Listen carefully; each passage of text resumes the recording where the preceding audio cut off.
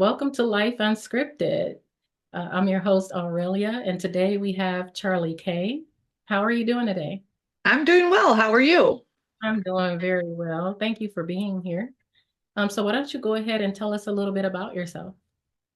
Well, my name's Charlie Kay. I am a licensed residential builder in Michigan and a home inspector. Wow. Okay. All right. And how long have you been a home inspector? I've been doing it about 6 years now, so I've got about, over 1,000 inspections under my belt. Wow, that's nice. Do you enjoy what you do? I love what I do. I really see it as advocacy on behalf of buyers who are who I work for. I think it's a misconception that home inspectors work for real estate agents. We do not. We work for buyers. Okay. Okay. And what exactly do home inspectors do? Well, what we do is we go into a property that someone's considering buying and we assess all the major systems in the house. We assess structural issues, foundation, framing, mechanicals, like your HVAC system, plumbing, electrical, and then we look for other issues with potential health hazards like mold or asbestos. And we provide a report at the end of that assessment with pictures and descriptions of those deficiencies. Sometimes they are, safety issues that need to be addressed immediately, and other times they are more like maintenance things that would be better if they were done. Okay. Okay. Um, what does like a typical inspection include from beginning to end?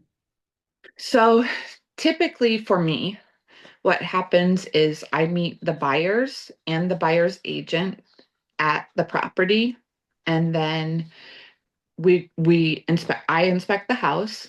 I am someone who prefers that the buyer and anyone that's there with them, parents or whomever, interested parties, come with me through the inspection. So I can talk to them about deficiencies that are noted, but also about ways to maintain the property, where their shut-off valves are, where their furnace filters are, stuff that's required just in maintenance of the home. Absolutely. So how long would you say a typical inspection would take? Well, it varies a lot based on the size, the age, how many buildings are involved. But typically around 2.5 hours. Okay. And that just basically depends on the size of the house, I'm assuming too, right? Yeah, the size, sometimes the age, because older homes have different sets of things to look at, than like newer homes do. Hmm. Okay. What type of tools or technology do you use to do home inspections?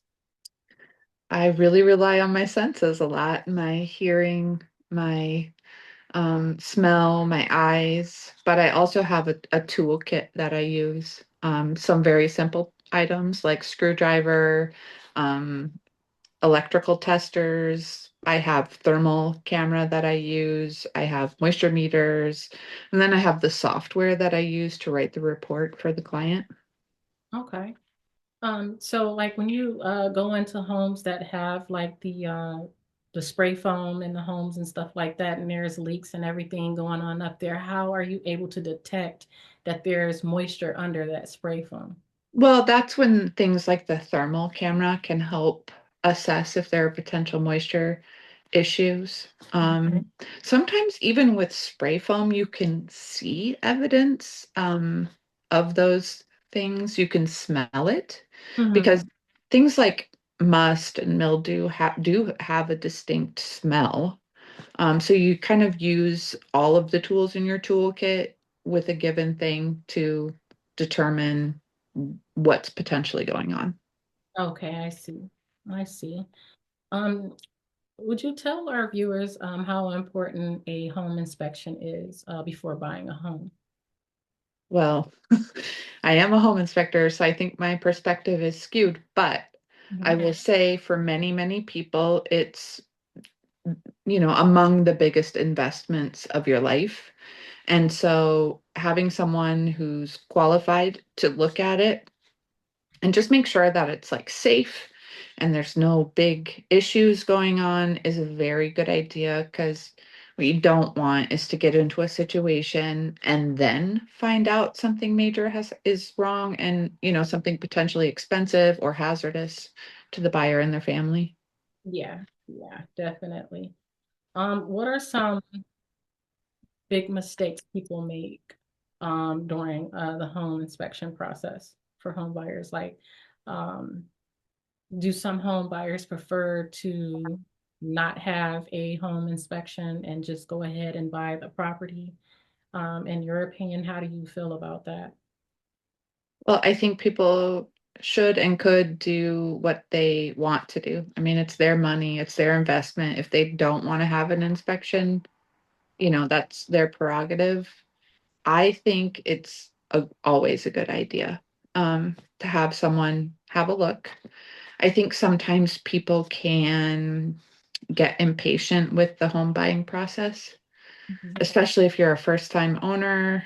Um, and like, I think it's really important to kind of be patient, pause, get the inspection, and not fall in love with like the pretty parts of a house, I would say, before you know that it's a safe house to be in. Right. Yeah. And I'm pretty sure you see that a lot, where people like fall in love with the potential of the house, basically. Well, I support falling in love with potential. Yeah. Like I do.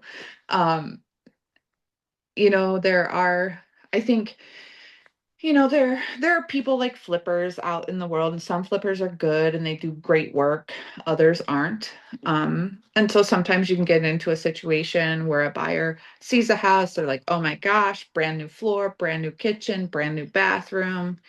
But you don't know enough to make sure the foundation is good, that you have working furnace and air conditioner if there's one on site, that your plumbing isn't like a recalled one, that you don't have, for instance, Federal Pacific electrical panel, which are hazardous and a safety issue, or knob and tube wire. You just want to make sure that it's not just pretty and that it's also safe. Yeah, absolutely. What are three things you'd say homeowners should check or maintain every year on their home? I think pretty high up is grading and gutters. So grading is the direction that the ground is going. You want to make sure that it's sloping away from your foundation. And I Okay. think the other thing is gutters. That's a really big thing, because a lot of home ownership is moisture management, right? Like you got to make sure there's no water going toward your foundation, going in your house. So any like making sure gutters are functional, that they're discharging 5 feet away if that's possible where you live, that the ground is sloping away, that if there's any areas on your siding where, maybe a piece of hail hit or something and it's broken, that you repair those things, because moisture in structures is always a bad thing. It leads to lots of potential other issues. Yeah. Yeah.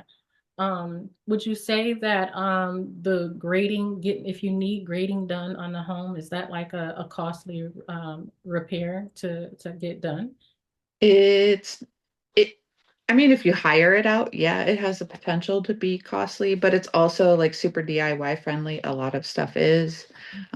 It's laborious because it involves, moving dirt, Yeah. but it's not inherently expensive.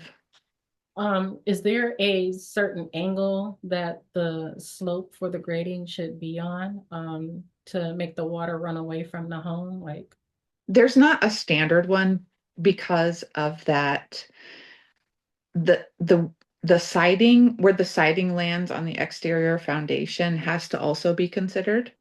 So, for instance, if you don't want the soil or the mulch or whatever, the rock, to be in contact with your siding, because then we have the potential for termites and other wood destroying insects and stuff. So it's pretty unique to the situation. Oh, okay. Okay.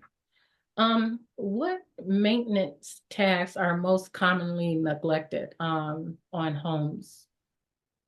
I think one that's really neglected and potentially very dangerous is your dryer vent. Wow. So that needs to be cleaned out annually. Dryers with full lint vents are the number one cause of house fires nationwide. Okay. So I think that's one that's pretty high up on the list. I also think that making sure your smoke and carbon monoxide detectors are functioning annually is really important. Mhm. Um, because, we want to make sure that in the event something happens, that we have enough time to safely exit the property. Yeah, absolutely. So have you like went in homes and found that these things were not being maintenance upon your inspection? Oh yeah, all the time. I think dryer vents are pretty common, just people don't think about it. Maybe you don't even notice until your dryer's not working very well and you're like, why do I have to keep rerunning this cycle to get dry clothes? It's probably your vent. Um, yeah, I mean, people get busy living their lives, and sometimes because of the nature of living, like home maintenance falls by the wayside. Mhm. I will say that there's also like whole, industries that are built to help homeowners with home maintenance if they don't have the time or the knowledge to do those things. But I think, cleaning vents, changing filters, having working carbon monoxide, making sure paint is upkept because that can be a potential moisture, gutters, these things. Yeah. If you just set aside a little time every year. Yeah. I was gonna say, yeah, because they do have companies that actually come out and stick things inside of the Yeah, dryer. yeah, yeah, yeah, Same with your vents in your home. They yeah. have Hmm. to do that. I'm not sure how costly it is. I've never uh, had a company come out and do any of that for me. I usually do it myself, but I know everybody are not do-it-yourselfers. Right. Um, what are some things that have completely surprised you during an inspection? Um, I think when I find egregious water leaks, um, recently I was in a crawl space and found that the shower walls and shower pan had been leaking for a long time. And so the joists and the subfloor and everything were rotted out, and it wasn't even safe to really step into that bathroom. Wow. Often other things, rodents, rodents get in a lot of places, They do. attics, basements, crawl spaces, walls, like they get everywhere. And sometimes they surprise me. I bet. Have you ever been like under a house in like a crawl space and you saw a rodent in there and it was just like a standoff or anything like that? Like No, knock on wood. No, not that yet. I've seen disgusting things, but not yet that, and I hope never that. what's your best advice for first time home buyers? Like what would you say to them? I would say be patient. I would say get the house inspected by someone that is trusted, either by friends and family. I think that's a good place to get referrals Mhm. because they really have no vested interest in it. Or your real estate agent can be a really good resource for. Typically, they'll give you three options of people that they like or have used. But I think get the house inspected, be patient. It's a stressful process. Um, do your research, about your neighborhood, what you'd like in the home, all of that stuff. It's important to I think just pause through the process. Yeah. Have you did a lot of inspections with people where they have been seeing house after house after house? Because I know like when people put in offers, sometimes they're rejected. All sorts of things happen. Have Mhm. there been a time where you've came across some clients and regardless to what the inspection said, they still wanted to go forward with the buy? Sure. because everybody has a threshold of like what they're willing to consider in a house or some people, the threshold is very low and minimal amounts of defects are like not an option for them. Other people, they really like the place, they really like the location, they know there's some bigger stuff going on, but it's worth it to them to have the space. I think it's a really tricky market for first time buyers right now. Mhm. Things are expensive and there's a lot of competition. And so I have had instances where buyers are worn down and we get to the inspection and there are big things wrong. Yeah. And so people can have some big emotional reactions in those spaces. And valid, it is what it is. And that's why I think it's important to work with people, work with real estate agents and brokers and lenders and inspectors that are trustworthy and, will hurt your feelings if needed. Well, I definitely would, want to know the truth. You definitely want to know what you're getting into when you're buying a home, because there's a lot of things that people try to hide. Hmm. An inspector do come out. It's not going to show, but I'm sure you've ran across some things like that where you've seen somebody try to cover up something. Uh, Sure. yeah. Yeah. So now you are experienced as a home inspector, but do you have any other skills that goes along with home inspecting? Like where do you get your experience from, the know-how to know what looks right and what isn't right? So I'm a builder too. Okay. Um, I kind of grew up around it. Hmm. And so I learned, as a kid doing things, whatever. And then I actually, when I was young, bought a house that was a disaster. Um, I did have it inspected, but I had no idea. Like I wasn't at the inspection, like I got a piece of paper basically Hmm. and kind of got in over my head with that. And so I had to learn because I did the thing. I bought the house with all the stuff and then, Hmm. I had to figure stuff out.